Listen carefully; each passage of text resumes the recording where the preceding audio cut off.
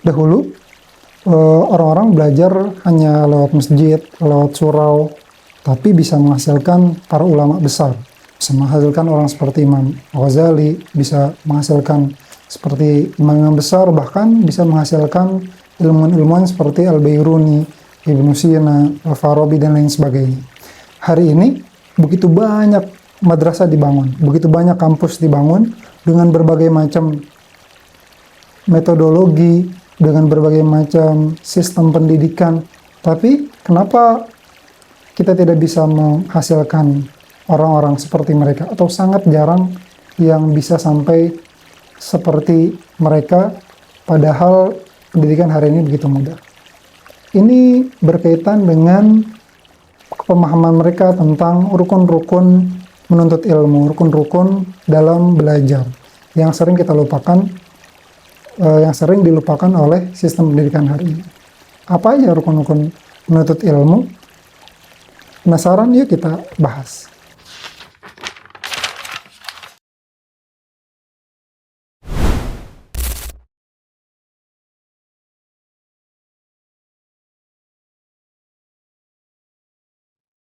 Bismillahirrahmanirrahim. Alhamdulillah wassalatu wassalamu ala Rasulillah. Allahumma inni a'udzubika min fitnatil aqwal kama a'udzubika min fitnatil a'mal. Seperti yang saya katakan di awal tadi, bahwa dulu orang-orang hanya belajar di masjid, di surau, atau bahkan madrasah itu hanya seperti ruangan gitu. Ada dulu madrasah-madrasah besar yang terkenal, misalnya madrasah Nizamuddin, madrasah Nizami yang didirikan oleh Nizamul Mulk.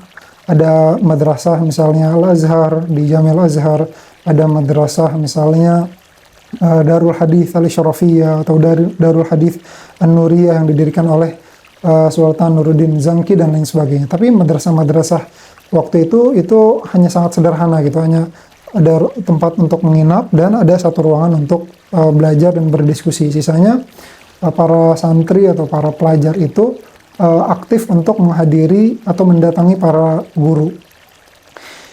Tapi meskipun begitu, kesuksesan nilai atau tingkat kesuksesan para pelajar di zaman itu jauh lebih besar daripada tingkat kesuksesan di zaman sekarang. Bagaimana?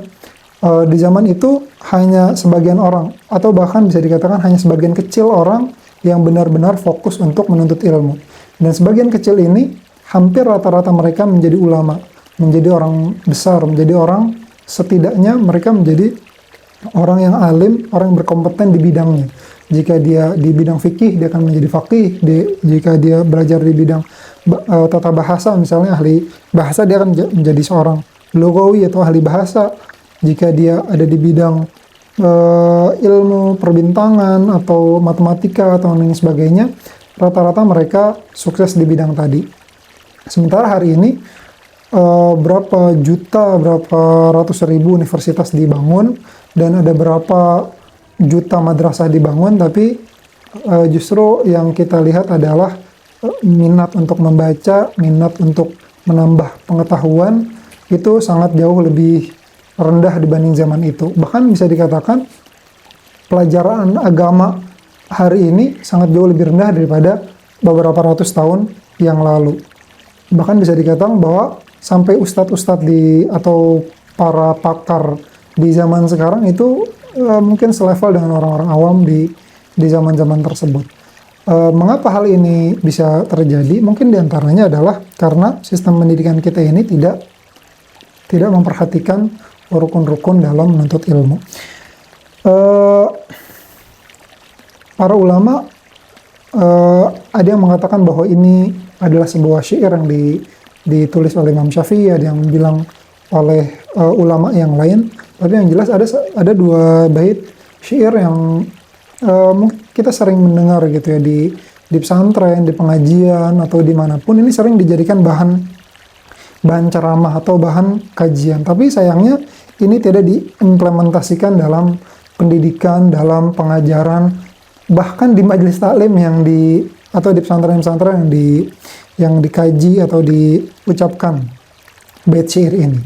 Itu adalah bait syair yang ada dimaktubkan juga di kitab Talim Muta'alim, yaitu akhi lan tanal lan tanalul ilma illa bisittatin sa'unbika an tafsiliha bibayani dzakaun wa hirsun wastibarun wa bulghatun wa suhbat ustadzin wa tulu zamani. Yang artinya adalah akhi, saudaraku, kalian tidak akan sampai pada ilmu, tidak akan sukses dalam menuntut ilmu, tidak akan sukses dalam belajar kecuali dengan 6 syarat atau dengan 6 rukun. Yang 6 rukun ini akan dijelaskan di sebuah bait yang sangat ringkas, tapi maknanya sebetulnya sangat mendalam. Dan ini sebetulnya harusnya menjadi dasar fondasi penting dalam sistem pendidikan. Jika sistem pendidikannya tidak berdasar pada hal tersebut, ya minimal kita sebagai peserta didik atau orang yang ingin belajar, ingin meningkatkan intelektualitas kita, kapasitas kita, harus memperhatikan 6 poin ini. Jika tidak, maka pendidikan kita tidak akan berhasil dan akan sia-sia. Yang pertama, zakaun, saya akan sebutkan secara umum, lalu saya akan jelaskan satu persatu. Yang pertama adalah zakaun. Yang pertama adalah kecerdasan. Orang yang tidak punya kecerdasan, maksudnya dia punya ketertinggalan dalam kemampuan akal, Allah tidak berikan itu dari kecilnya, maka dia biasanya tidak bisa belajar. Kedua, hirsun, semangat. Kalau orang Betawinya bilang ngotot, atau dia nafsu dalam mengerjakan mencapai suatu target. Istibarun, walaupun dia udah pintar, tapi dia sungguh-sungguh, dia benar-benar bernafsu untuk mencapai targetnya, tapi dia tetap harus punya istibar, yaitu kesabaran yang lebih gitu. Yang berikutnya bulghatun, dia harus punya bekal, uang untuk kehidupannya dia, karena menuntut ilmu itu bagian dari kehidupan. Dia harus hidup, dia harus makan, minum, dan memenuhi kebutuhan dia. Wa suhbatu ustadzin, dan ini yang salah satu yang paling penting, harus ada suhbah, harus ada pertemanan. Jadi bukan hanya pertemuan mendengarkan pelajaran, bukan cuma lewat video online misalnya, tapi dia punya suhbah, dia punya pertemanan, perkawanan dengan ustadznya. Ustadz yang memang dia mumpuni, yang memang dia bisa mengajarkan di suatu bidang, dan dia itu juga punya jiwa seorang yang murabbi, atau seorang yang bisa mendidik. Dan terakhir, tulu zaman. Walaupun itu semuanya udah ada, masih tetap membutuhkan waktu yang panjang. Kita bahas semuanya satu-satu. Yang pertama, zakaun. Ini datangnya dari Allah. Tapi tanpa ini, semuanya tidak akan bisa dimulai. Orang yang punya kemampuan akalnya, mohon maaf, mungkin kurang begitu baik, nah maka para ulama mengatakan bahwa mereka itu harusnya adanya bukan di madrasah, bukan di universitas, tapi adanya di al-hiraf, atau ya pekerjaan keterampilan tangan mereka gitu, membuat sesuatu dan lain sebagainya. Mereka bisa memberikan manfaat di bidang-bidang lain. Bahkan sahabat sendiri tidak semuanya mujtahid, dan tidak semuanya fuqaha, dan tidak semuanya meriwayatkan hadis dari begitu banyak sahabat, ratusan ribu sahabat mungkin yang meriwayatkan hadis itu hanya sekian ribu gitu, dan di antara mereka yang riwayatnya banyak hanya segelintir saja. Artinya ini memang Allah mengkhususkan beberapa orang punya peluang untuk belajar. Nah, setelah dia punya kecerdasan, dia harus punya hirs. Hirs itu adalah punya semangat. Seperti orang target usahanya adalah dia mengumpulkan 100 juta misalnya. Maka dia akan mengerahkan semua yang dia punya untuk sampai 100 juta. Untuk mencapai omset 100 juta rupiah misalnya. Nah, penuntut ilmu begitu juga. Dia target 1 tahun atau 1 tahun misalnya harus menghafal Al-Quran. Dia nggak mau tahu gimana caranya 1 tahun dia harus hafal Al-Quran. Walaupun sehari itu dia harus ngurangin tidurnya, walaupun dia tidak bisa main HP misalnya, atau tidak bisa ketemu dengan orang dan lain sebagainya, dia harus mengejar targetnya. Tanpa itu dia tidak akan bisa menuntut ilmu. Yang berikutnya istibarun. Dia harus sabar. Orang belajar, terkadang dia paham, terkadang dia nggak paham. Terkadang Allah mudahkan buat ngafal, terkadang Allah nggak mudahkan buat ngafal. Terkadang di awalnya berat, setelah itu baru Allah mudahkan. Terkadang di awalnya mudah, ternyata di tengah-tengah jalan ada kesulitan. Terkadang ada ujian-ujian di luar kegiatan belajar mengajarnya dia harus sabar. Nah, maka sistem atau beberapa usaha untuk memudahkan belajar dengan sangat-sangat mudah, belajar tidak boleh dengan apa ya istilahnya, belajar harus benar-benar full bersenang-senang gitu, have fun dan lain sebagainya, itu bukan cara yang tepat, bukan cara yang benar-benar tepat.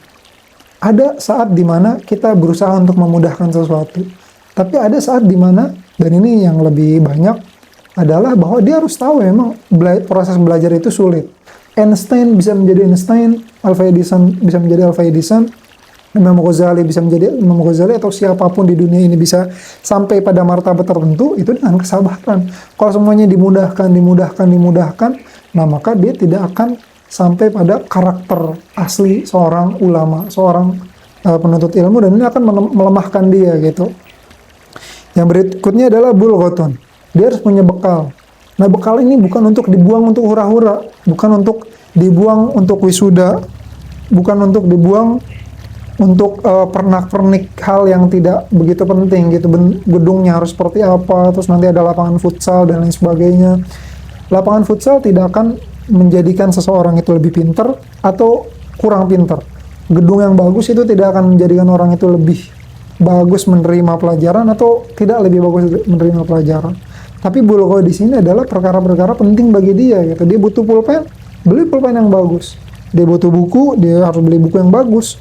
Kalau emang dia butuh komputer, dia beli komputer. Kalau dia butuh makanan yang bergizi, dia harus punya uang untuk makanan yang bergizi. Dan sisanya ya tentunya dia punya ustadz, yang ustadz tadi punya keluarga, ya itu harus dipenuhi itu semua. Dia punya apalagi misalnya kebutuhan untuk jika dia di luar negeri misalnya, dia harus membayar untuk iqamah dan lain sebagainya, maka dia harus memenuhi itu semua. Maka menuntut ilmu butuh uang. Jangan berpikirnya adalah pesantren hanya yang gratis, semuanya maunya ditanggung, semuanya maunya segala macam. Ada usaha untuk meringankan santri misalnya, ada usaha untuk meringankan para pelajar, tapi yang harus ditanamkan adalah bahwa belajar adalah investasi, membutuhkan sama seperti orang sedang investasi apapun, belajar juga investasi. Dia butuh hal-hal yang dia butuh menginfakkan di beberapa bagian.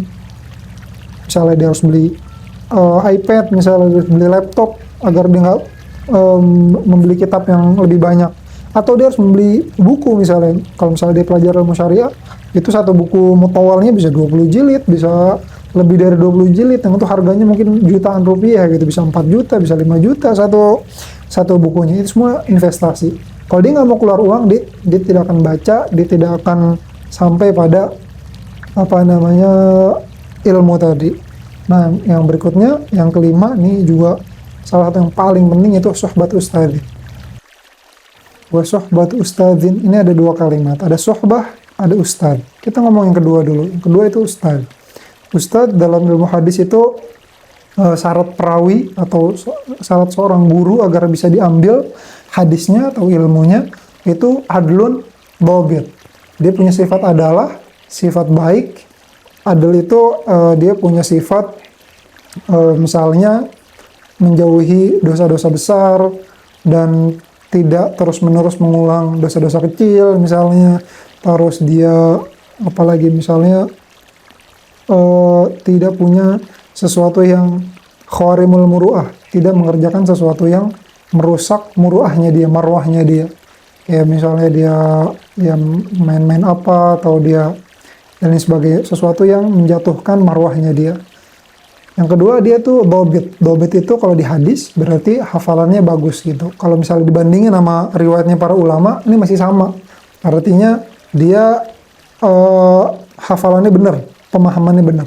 Nah, artinya kalau misalnya di suatu bidang lain selain hadis, artinya adil itu ya orangnya bisa mengajar, bisa membimbing seorang murid ini ke jalan di mana dia bisa semakin baik pengetahuannya di bidang itu. Kalau misalnya di matematika kah, atau di fikih kah, atau di nahwu kah, atau dimanapun, dia punya karakter seorang murabbi gitu, seorang yang bisa membimbing seorang murid menjadi memahami pelajaran tadi. Dan dia juga menjadi contoh buat muridnya gitu. Jangan sampai dia nyuruh ayo belajar yang rajin tapi dia sendiri kerjaannya ya main-main aja gitu, main HP kerjaannya. Dia mengajak murid-muridnya untuk rajin belajar, sementara dia sendiri tidak mencintai bidang yang diajarkan gitu misalnya. Itu adalahnya. Dobitnya misalnya kalau misalnya adanya di matematika atau di mantik misalnya di usul fikih yang mengandalkan pemahaman, nah, maka berarti dobitnya itu bukan di hafalan tapi di pemahamannya gitu. Dia menyampaikan satu materi, satu bidang itu sesuai dengan yang disampaikan oleh para ulama gitu, tidak berbenturan. Dia nggak melakukan apa ya pendapat-pendapat aneh dalam pelajarannya dia. Nah, setelah ustadz tadi ada namanya sohbah. Nah, mereka harus punya hubungan. Santri ini harus nanya ke gurunya, gurunya juga berdiskusi kepada muridnya, sehingga ini ada namanya tarbiyah atau pendidikan karakter. Baik karakter secara pribadi muslim, artinya dia disuruh untuk rajin beribadah, jauh dari maksiat, jauh dari hal-hal yang merusak dirinya. Karena dia kalau merusak dirinya, dia merusak masa depan dia dan merusak tatanan masyarakat Islam juga sebetulnya kan. Dan juga murabbi dalam artian dia membimbing murid tadi untuk bisa sukses dalam bidang yang diajarkan. Misalnya dia penghafal Quran, gimana caranya merawat, bagaimana menjadi pribadi seorang penghafal Quran. Jika dia belajarnya di bidang apa namanya ilmu matematika, fisika dan lain sebagainya, misalnya gimana menjadi seorang fisikawan yang handal gitu. Dia punya karakter seperti tadi dan punya hubungan interpersonal gitu, punya hubungan pribadi dengan gurunya, bukan cuman gurunya datang terus ngejelasin terus pulang terus sudah selesai. Nah, ini tidak akan menimbulkan karakter apa namanya keilmuan tadi. Maka hasilnya juga nanti akan berbeda-beda gitu. Ada murid yang rajin mungkin bisa jadi sukses, dan tapi ntar kebanyakannya mungkin bisa jadi gagal. Yang terakhir adalah tulus zaman, itu waktunya harus panjang. Sebagian besar ulama mengatakan bahwa untuk mencetak misalnya guru saya seorang ahli fikih mengatakan bahwa seorang itu bisa punya pondasi yang kuat dalam ilmu syar'i itu misalnya 10 tahun ngaji, 10 tahun belajar dengan para ulama ya, bukan dengan YouTube misalnya, atau bukan dengan dia belajar sendiri. 10 tahun dengan belajar bersama ulama itu baru cukup untuk dasarnya aja gitu. Maksudnya apa dasarnya? Dasarnya adalah ketika dia sudah ambil 10 tahun tadi, setelahnya dia bisa mempelajari masalah-masalah yang dia tidak pernah pelajari sebelumnya, yang tidak ada di buku dan tidak pernah diajarkan oleh para gurunya. Dia bisa menelaah sendiri lewat referensi-referensi yang ada, lalu dia berpikir, lalu dia bisa menghasilkan misalnya penelitian-penelitian baru, pendapat-pendapat atau teori-teori baru. Nah, ini semuanya membutuhkan waktu. Kalau dasarnya di 10 tahun, gimana untuk menjadi ulama gitu? Ada ulama yang bisa menjadi ulama 40 tahun, ada yang 50 tahun, ada yang lebih dari itu. Dan itu pun mereka tidurnya sedikit, belajarnya banyak, makannya apa adanya, kadang sehari sekali doang makannya, dan lain sebagainya. Itu waktu yang dibutuhkan sangat-sangat banyak. Nah, maka belajar cepat yang ada di zaman sekarang itu adalah salah satu sebab di mana seorang itu memang di awal dicetak untuk gagal gitu. Nah, ini ada beberapa, kalau dilihat dari 6 poin ini, ada beberapa hal yang mungkin bisa kita pelajari mengapa banyak pelajar yang gagal, atau mungkin bisa dikatakan hampir semua pelajar yang ada di zaman ini gagal untuk mencintai atau untuk sampai pada level tertentu, level apa ya, mandiri dalam keilmuan di bidang yang dia pelajari. Yaitu pertama, dia itu tidak punya keinginan yang kuat. Karena itu tadi kemudahan atau apa namanya, dari awal belajar hanya untuk nyari pekerjaan aja misalnya gitu. Ya udah deh, yang penting sekarang pekerjaannya. Kalau misalnya dia belajar nggak dapat pekerjaan, ya dia nggak usah belajar. Kalau dapat pekerjaan tanpa harus belajar, ya udah nggak usah belajar. Nah, itu kan artinya dia tidak benar-benar sungguh-sungguh pengen belajar sebetulnya kan, dia pengen uang aja. Yang kedua, itu tadi kesungguhan dan kesabaran. Yang berikutnya juga keuangan. Zaman sekarang di mana kita meletakkan keuangan pendidikan? Selalu yang disorot adalah gedungnya rewat apa enggak, selalu, wah ini lapangan futsalnya, fasilitasnya, kamar mandinya. Emang seorang siswa itu akan belajar sama kamar mandi misalnya, atau dengan lapangan futsal, atau dengan gedung yang mewah? Kan enggak. Dulu ada sebuah madrasah besar namanya Darul Ulum Deobandiyah. Ini sebuah madrasah besar yang hingga hari ini melahirkan banyak ahli hadis dan para fuqaha. Ulama-ulama besar dilahirkan dari madrasah tadi. Awalnya madrasah tadi cuman ulama atau para santri yang belajar dengan seorang alim di bawah pohon gitu. Bahkan nggak ada gedung, nggak ada kamar mandi, nggak ada apa-apa, cuma di bawah pohon. Tapi hasilnya hingga hari ini jadi salah satu madrasah paling besar yang mencetak ulama. Dulu misalnya ada sebuah madrasah di Syam namanya Ma'had Fatah Al-Islami, yang sekarang mufti-mufti di Syam itu adalah lulusan Fatah Islami. Mufti Damaskus yang terakhir itu Syekh Abdul Fattah Bizam adalah mudir sekaligus alumni Ma'had Fatah Al-Islami. Aslinya adalah sebuah lingkaran halaqah di masjid. Kemudian jadi rumah kontrakan kecil gitu, sempit, tapi ternyata angkatan pertamanya itu semuanya jadi ulama besar. Syekh Abdul Razak Al-Halabi, Syekh Adib Al-Kalla, Syekh Ibrahim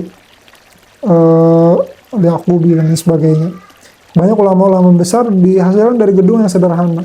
Kenapa? Karena ada kesungguhan dari muridnya, ada kesabaran, ada mereka juga punya, ya walaupun apa adanya, kecukupan bekal, makan, minum, buku, dan juga mereka punya ustadz, gurunya yang benar-benar baik, benar-benar proper, benar-benar mumpuni di bidangnya. Dan berikutnya kesalahan setelah tadi cara penganggaran dana tadi, yaitu juga masalah sohbat ustadz. Pertama, tidak ada sohbah, yang kedua tidak ada ustadz. Kebanyakan guru-guru yang ada sekarang itu dia sendiri tidak yakin bahwa dia ini memahami bidangnya, atau kalau dia memahami, dia tidak benar-benar mencintai bidangnya. Kalaupun dia mencintai, dia tidak terus-menerus mempelajari, memperbaharui informasi tentang bidang tersebut. Coba tanya, guru fisika mana yang masih buka jurnal fisika atau mengulang kembali dan membaca buku-buku baru seputar masalah-masalah fisika yang diajari? Kebanyakan tidak ada gitu. Di madrasah begitu juga, di mana-mana begitu juga. Ini sebuah keprihatinan gitu ya, bahwa ya gurunya sendiri aja nggak suka dengan bidangnya. Gimana muridnya mau suka? Gurunya sendiri tidak paham dengan bidang yang diajarin. Gimana muridnya bisa paham gitu? Ada seorang dokter yang terkenal dengan hikmah dan pemikirannya, itu namanya Dr. Muhammad Abu Musa. Dia syekhnya ilmu balaghah di Al-Azhar. Beliau mengatakan, man fahima afham. Barang siapa yang paham, dia bakal mudah memahami orang lain gitu. Orang kenapa tidak mudah membuat orang paham? Karena dia sendiri tidak paham gitu. Pahamnya tanggung, setengah-setengah. Nah ini berbahaya bagi orang lain. Akhirnya banyak murid-murid yang mengatakan, wah ini kayaknya pelajaran susah banget, kayaknya saya nggak mungkin bisa memahami pelajaran ini. Padahal sebabnya bukan karena ilmunya susah, karena memang ustadznya aja nggak ngerti gitu. Akhirnya ini membuat muridnya tadi juga meyakini bahwa bidang tadi adalah bidang yang sulit. Mungkin kalau kita perhatikan dengan 6 poin ini untuk anak-anak kita, untuk lembaga pendidikan yang kita mengajar di dalamnya, atau kita sebagai seorang sivitas pendidikan, mungkin akan ada perbaikan. Sekali lagi, ini bukan cuma bahan kajian atau bahan majlis taklim, bahan ceramah, tapi ini benar-benar sebuah thariqah manhajiyah gitu, sebuah sistem yang harusnya diterapkan, sudah melewati uji coba ratusan tahun oleh para ulama dan telah berhasil menghasilkan banyak ulama. Sekian dari saya, mudah-mudahan ada manfaatnya. Mohon maaf jika ada kesalahan. Assalamualaikum warahmatullahi wabarakatuh.